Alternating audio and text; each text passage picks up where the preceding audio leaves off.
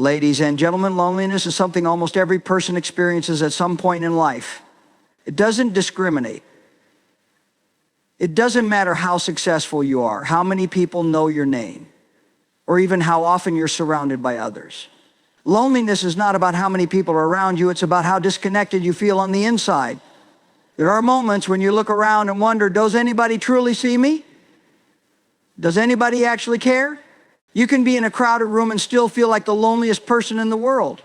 You can have a house full of family members and still feel like no one understands you. That's because loneliness is not about physical presence, it's about emotional connection. Many people mistake loneliness for a permanent condition.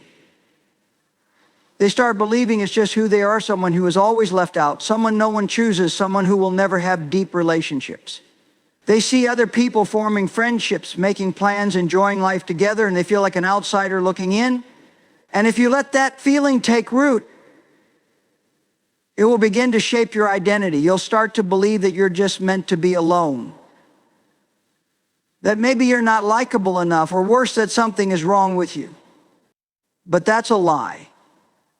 Loneliness is not a life sentence. It's not a label you have to wear for the rest of your life.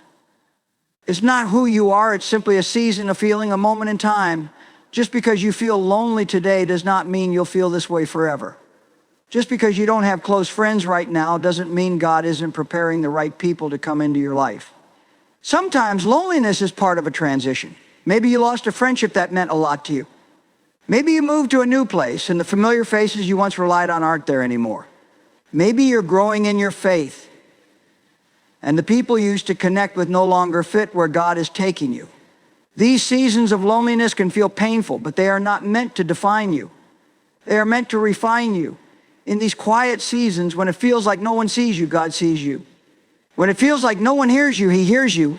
When it feels like no one understands, understands. And sometimes He allows loneliness for a reason, so that you will lean into Him more than ever before. There are things He wants to teach you in solitude that you might miss if you were constantly surrounded by people. There are strengths He wants to build in you, confidence He wants to develop, healing He wants to bring.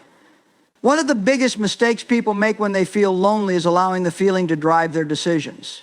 They reach for the wrong relationships, settle for friendships that drain them, or lower their standards just to have someone around.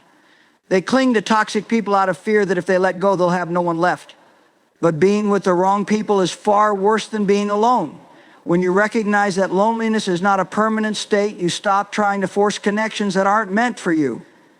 You stop begging for attention from people who don't value you. You stop chasing relationships that were never meant to last. Instead, you wait, you trust, you focus on growing into the person God created you to be. Seasons of loneliness are not punishment, they are preparation. They are a chance to deepen your faith, to strengthen your identity, to heal from past wounds. And when the right people do come, you'll be ready. You won't be desperate for validation because you already know your worth. You won't be afraid of being alone because you've learned that your joy and fulfillment don't come from people, they come from God. The enemy might want you isolated. There is a reason why loneliness feels so heavy, so overwhelming, so personal. It's not just an emotion, it's a strategy. The enemy knows that if he can get you alone, he can get in your head. He knows that isolation is the perfect breeding ground for doubt, fear, insecurity, and lies. And so he works hard to make sure you stay there. Think about it. When you're isolated, you start hearing thoughts that you wouldn't normally entertain if you were surrounded by the right people. No one cares about you. You're not important. If you disappeared, no one would notice. You might not even realize these thoughts aren't coming from you. They feel natural. They sound like the truth. But they are the enemy's whispers, and his goal is to make you believe them so deeply that you stop trying to connect, stop trying to grow, stop trying to hope. The enemy loves to take life's disappointments and use them as proof that you should keep to yourself. Maybe you trusted someone and they betrayed you. Maybe you poured into a friendship and it wasn't reciprocated. Maybe you reached out to people and they didn't respond the way you hoped.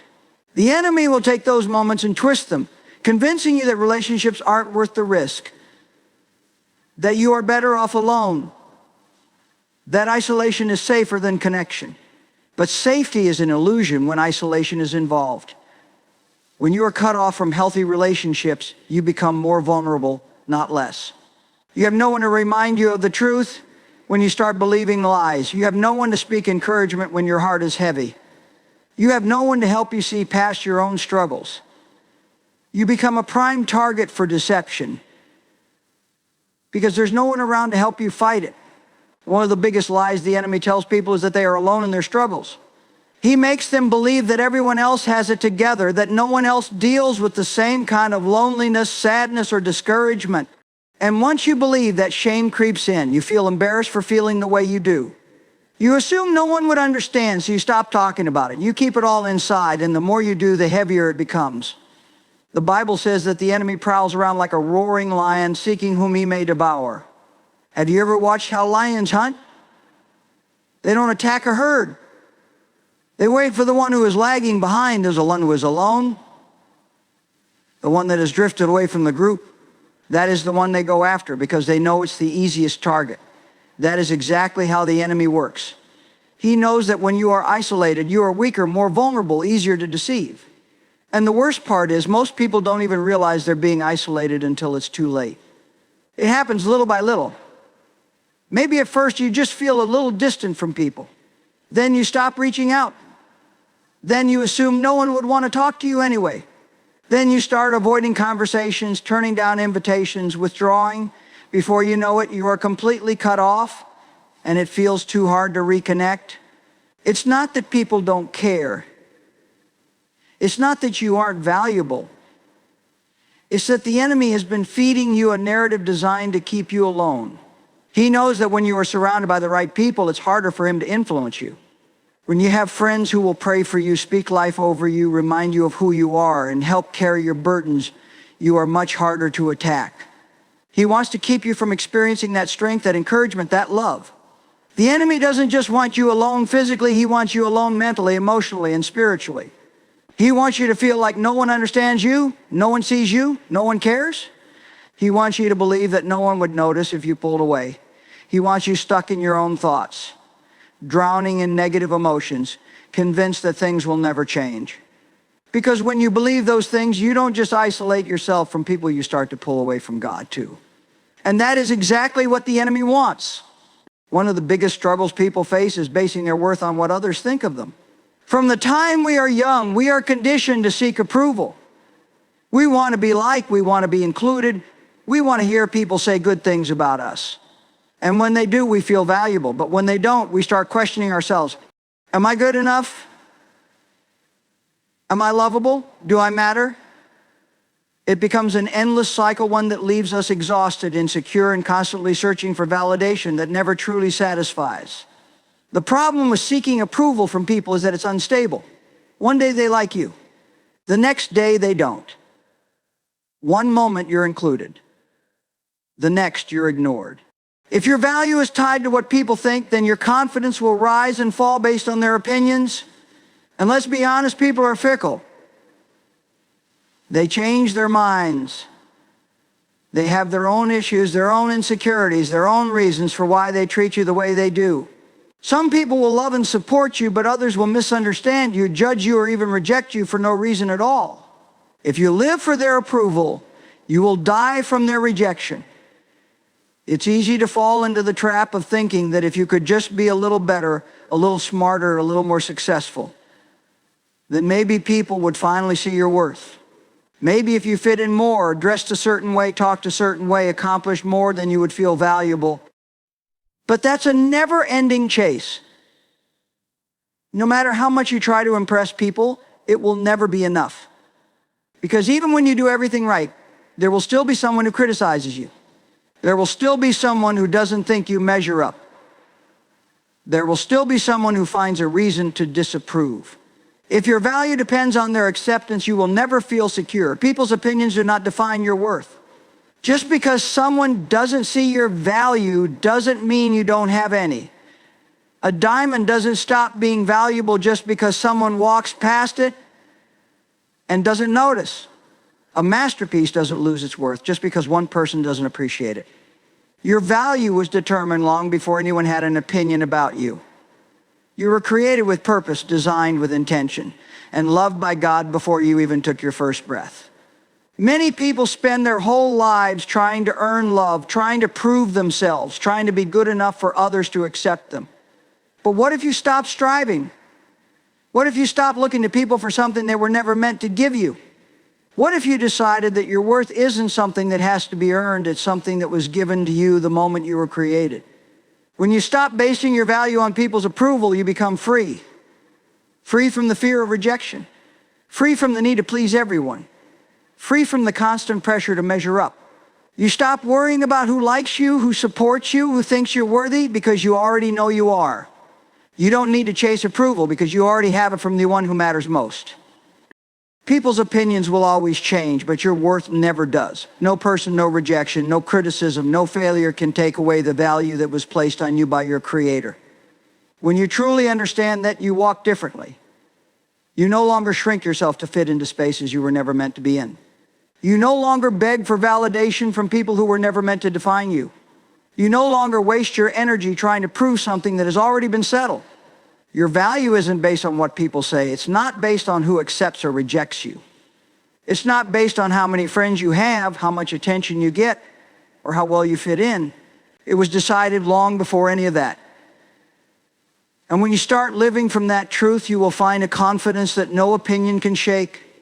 Be the friend you wish you had. Many people go through life feeling disappointed, frustrated, or even heartbroken because they don't have the friendships they long for.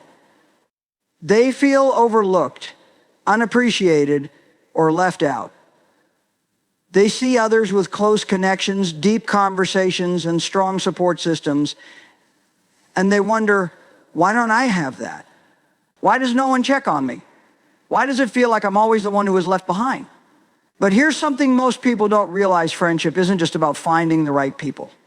It's about being the right person. Too often people sit back and wait for friendships to magically appear. They wait for someone to reach out first, someone to notice them, someone to invite them, someone to be the friend they are longing for.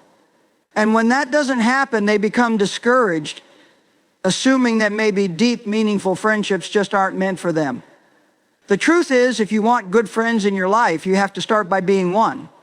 You can't expect deep connections if you're not willing to be open, honest, and vulnerable yourself. You can't expect people to check in on you if you're never willing to do the same for them. You can't expect encouragement and kindness from others if you're not willing to give it first. Friendships don't just happen, they are built, nurtured, and invested in over time. It's easy to sit back and say, no one ever reaches out to me, but have you reached out to anyone? It's easy to say, no one ever listens to me, but have you taken the time to truly listen to someone else? It's easy to say, no one supports me, but are you supporting others? Instead of focusing on what you're not receiving, shift your focus to what you can give. Instead of waiting for someone to be the friend you need, step up and be that friend to someone else. People are drawn to those who make them feel seen, valued, and cared for. If you are the kind of person who encourages others, who listens without judgment, who supports people in their highs and lows, you will naturally attract friendships that are deep and meaningful. But if you walk through life with a closed-off heart, always waiting for others to make the first move, you will miss out on connections that could have been beautiful. There are people all around you who are feeling the exact same way you do, people who are lonely, people who wish someone would check in on them, people who long for deep friendships but don't know how to find them. What if you were the one to take the first step? What if instead of waiting, you decided to be intentional? What if instead of focusing on what you lack, you started sowing the kind of friendship you desire to reap? Friendship isn't about keeping score. It's not about who called who last, who sent the first text, or who made the most effort. It's about showing up again and again, even when it's not convenient. It's about being the kind of person who loves without conditions, who gives without expecting something in return, who invests in relationships even when there's no immediate reward. Not everyone will reciprocate the effort you put in, and that's okay. Some people aren't meant to be in your life forever. Some connections will be seasonal. Some people won't value what you bring to the table. But don't let that discourage you from continuing to be a good friend.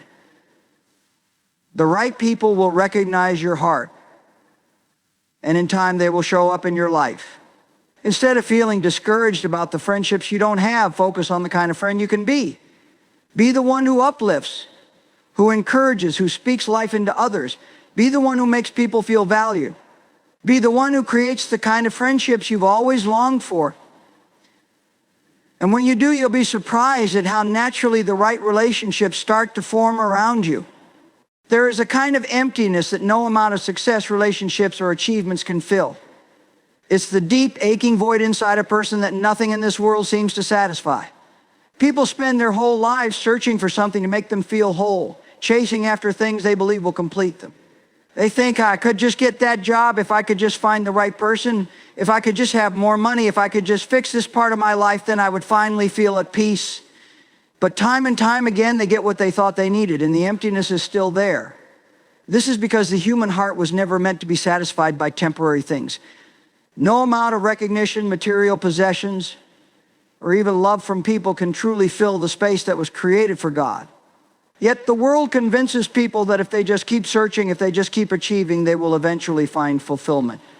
So they keep going, hoping that the next thing will be the thing that finally makes them feel complete. Some people try to fill their emptiness with work, believing that success will bring them significance. They pour themselves into their careers, chasing promotions, building their name, striving for accomplishments, only to reach their goals and realize they still feel just as empty as before. Others try to fill the void with relationships, believing that if they can find the right person, they will finally feel loved and whole. But even the best relationships cannot bear the weight of filling a space that only God was meant to occupy. There are those who turn to distractions, entertainment, social media, busyness keeping their minds occupied so they don't have to sit in the quiet and face the emptiness inside.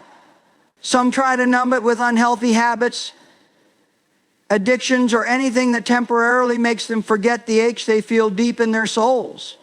But no matter how much they try to suppress it, the emptiness always finds its way back. Because the truth is, nothing in this world will ever be enough. God is the only one who can truly fill the void in a person's heart. He created that space within us, not as a punishment, but as an invitation. That longing, that deep sense that something is missing is meant to draw us back to Him. The world will always offer counterfeit solutions, temporary fixes that promise fulfillment but never truly satisfy. But God doesn't offer temporary relief. He offers lasting wholeness. He doesn't just patch up the empty places, He fills them completely. When a person allows God to fill the emptiness, everything changes. They no longer have to chase validation from others because they know they are already loved unconditionally. They no longer have to strive for success just to feel worthy because they understand that their worth was already established by their Creator. They no longer have to fear loneliness because they recognize that they are never truly alone. God's presence doesn't just temporarily relieve the ache inside, it transforms it. He turns brokenness into healing, restlessness into peace, insecurity into confidence, and emptiness into fullness. The things that once left a person feeling hollow past hurts, disappointments, failures become places where His love fills every gap. The world will always try to convince people that they need something external to feel whole. But true fulfillment doesn't come from what a person has, it comes from who they belong to. When God fills a heart, there is no more striving, no more searching, no more endless cycle of trying to find something to complete what only He can. His love satisfies in a way that nothing else ever could. His presence fills every empty space, leaving no room for anything less than the fullness of His grace. Seasons change, so will your circle life is full of seasons. And just as the seasons shift, so do the people in our lives. It's easy to assume that the friends and relationships we start with will be the same ones we end with, but that's not always the case. Some people are meant to be with us for a lifetime, while others are only meant to be in our lives for a season. The problem is that many people try to hold on to what God is trying to move them away from. They struggle with change, feeling hurt and confused when relationships fade, not realizing that just as God brings people into our lives, He also allows some to leave for a reason. It can be painful when people we once felt close to suddenly seem distant. Maybe you used to talk every day, but now the conversations feel forced. Maybe you used to share everything, but now there's a gap that wasn't there before. It's natural to want to fight for what once was, to wonder if you did something wrong, or to feel rejected when certain friendships don't last. But not every relationship is meant to go with you into the next season of your life. Some people were placed in your life to teach you something, to encourage you during a specific time, or to walk with you through a certain challenge. When that purpose has been fulfilled, the relationship may naturally drift apart, and that's okay. One of the biggest mistakes people make is holding on to relationships that no longer align with where God is taking them. They force connections that have run their course. They cling to people who no longer pour into them. They keep trying to fit old friendships into a new season, not realizing that doing so may be hindering their growth. When God is shifting your life, He will also shift the people around you. Some friendships may fade because He is making room for new ones that are better suited for the person you are becoming. There are also times when God removes people to protect you.